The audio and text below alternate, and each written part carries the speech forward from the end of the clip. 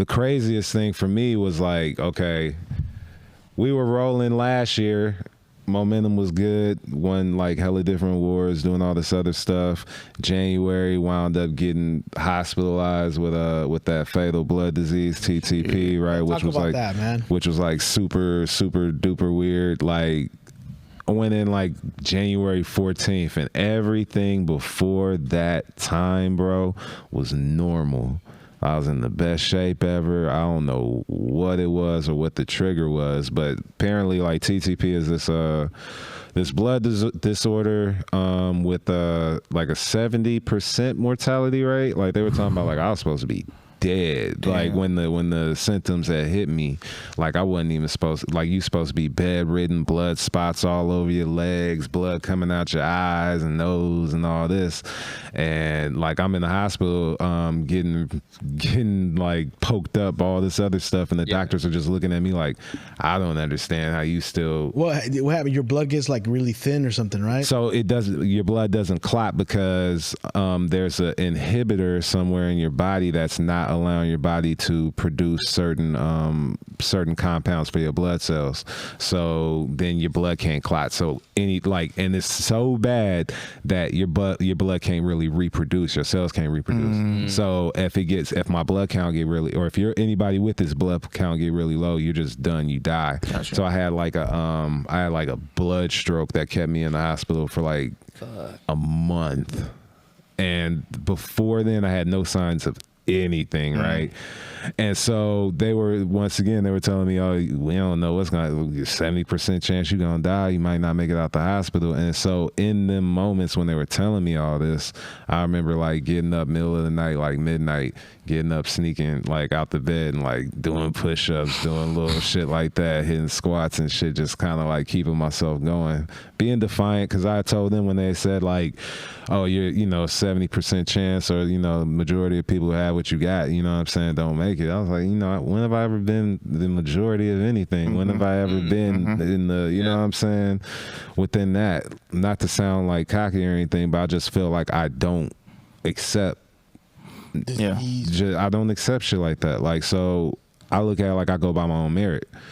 And so that's why I just looked at it as, I always looked at that show and that Rich City Week as like, okay, that's a barometer of me making it out of this. You know what I mean? And so I wound up getting my health back.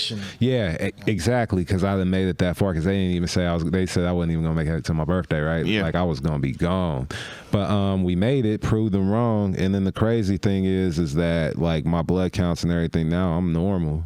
You feel me? They don't know what to say. Thing you seen, I was down for a minute. I was down since like from January to March. January is when you came to the show. Yeah, and then went back in. You went back in because I had that blood stroke, and then was back in there for a month. You seen me? I was like, man, that shit was ugly. Damn. But you were thinner a little bit, right? And then, oh no, and I'm about to sue Martinez, like Martinez Hospital, because it was some things that happened in between that time on my second visit when I went to the Martinez Hospital after my blood stroke. They had you know what a catheter is. They put that in. They put it in your like, you know what I'm saying, in your vein and everything. So my femoral artery, they needed to put a catheter in there to do a transfer or a transfusion of blood. The doctor who did it wound up putting the catheter through my femoral artery and into my back muscle. And so I almost and I told them when they first did it that it didn't feel right. I felt a sharp pain there. And they were saying, it's just how the needle is, boom, boom, boom. You know what I'm saying? All right, cool. But then I was there before. I was at that hospital before when I first got diagnosed. And I know, because I had the catheter in before, I know it don't feel like that. Yeah. So after they gave me my first transfusion, I was telling them, nah, this don't feel right. I need somebody to give me an x-ray or give me a CT scan, something. Then they realized what it was afterwards, and they come in with their head held down, like they gotta tell me some shit. I'm like, shit, what they got to tell me, right? So they tell me that, and I told them, okay, that you went through my femoral artery. I always cussing them out. So then, I say, all right, patch me up and let me out of here, because you know what I'm saying, whatever you gotta do to patch me up and get me out of here. They said we can't take that out, because if we take it out, you're gonna bleed out. Yeah. all right. So then I'm like, fuck. So I start flashing on them, right? And then they got to take me over there to John Muir. I ain't do nothing crazy, obviously, but I let them know how I felt. Yeah. You know what I'm saying? But cussed out a few nurses. Yeah, of course. But then going to John Muir, they kind of fixed things, so we thought. Now my first day back, it had to be like March 1st. My friend Jen comes to pick me up from the hospital. I'm walking out the hospital, everything's fine. Boom, get in the car, everything's cool. Get out of her car when she comes to my apartment to drop me off. The first step I hit, my femoral artery bursts and my leg just drips with, it's not even dripping, it's leaking just a river of blood, bro. So I got chemo that same day, my last chemo treatment that same day.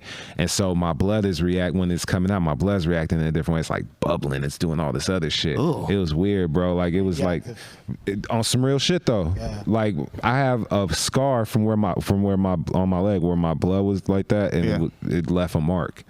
Yeah. And so I'm bleeding out, right? And I had to have Jen, who was my friend who dropped me off, take me and she was gonna say, "Oh, let's go to John Muir," because she's panicking. I told her, "No, let's go to Kaiser because it's right there." It's right you know there. What I'm saying? Close as possible. Yeah. So I'm bleeding out, bro. Like I turned pale. I was so like done. And so I told her I need something to stop my blood. Right? Yeah. It's funny now, but it wasn't funny then. But like, she pulled out a wine bottle. She pulled out a wine bottle, and I'm putting the wine bottle on the wound, trying to stop it. It ain't stop shit. That's like the human version of leaving the oil change place and your car leaks oil. Yeah, bro. Not for real, bro. On some real stuff. So then I'm like, oh my God, right? So then she's crying, right? And I'm turning pale. I'm like, you know, bruh, I'm over here murmuring, doing all this other stuff. Bruh. So then, Grandma, I'm coming. She over here crying. She over here doing all. I'm looking at her like, are you crying? Hell no, you can't cry right now. Keep driving. Right. I told her, run every fucking light. Yeah. I don't care. And if the cops stop us, that means they got to escort us. But run every light. I made it to the hospital. Which Kaiser? The one in Richmond. Okay, yeah. So then I made it to the hospital. Run in myself, like as much. They literally just took me in from when I ran in, threw me on the bed, and like patched me up, and then I left right after they patched me up. Yeah, jeez. Because I had just spent a month in the hospital. You're not about to have me spend another. I was like, I'll take the risk. So stupid. I know it was stupid, but then at the same time, I was just looking at it like at that point, I had just been in there. I got you. What I went through. So I was like, I'm not. Also, like you'd be surprised the number of people that die in hospitals due to malpractice. Real talk, bro, and that's what I was saying too. I was like, no, let me get out of here. Especially if they know there's something you could sue them over. Yeah, they're like, well, whoops. And I'm a fitness guy. And I'm a fitness guy, so I hop in my friend's truck, and I told her, take me to fucking Burger King, because I was like, I need some beef or some meat to help my blood out. Yeah. Usually I would never do that, but then I just take me over there right now. I need something. Yeah. And so I stayed in bed, bro. Like all my muscular structure changed, bro. The way my body was changed. Like I ain't had no abs for like a month. I had to get back on that. Must have been hard. It was hard. Bruh, it was hard. And then like I was pale, like super pale. Yeah. Like I'm just now really all the way getting my color back. So when I was just looking at it like, okay, I'm gonna make it back through this, and this was a barometer of me getting there. So it couldn't have been no other way but some successful shit. That's wow. Because I felt like no matter what, just like being here and doing this podcast and doing stuff like that, I just feel like it's house money now. You know what I mean? Yeah. Being able to be here and do all this stuff, it's just I'm blessed to be here to do anything. So it's all good. We're glad you're here, man. Can you believe the Voice Party has had merch this whole time and we neglected to tell anybody? T-shirts, hoodies, bath mats, wall clocks, throw pillows, even mini skirts. We will throw our logo on absolutely anything. Click the link in the description below and pick you up some Voice Party merch today.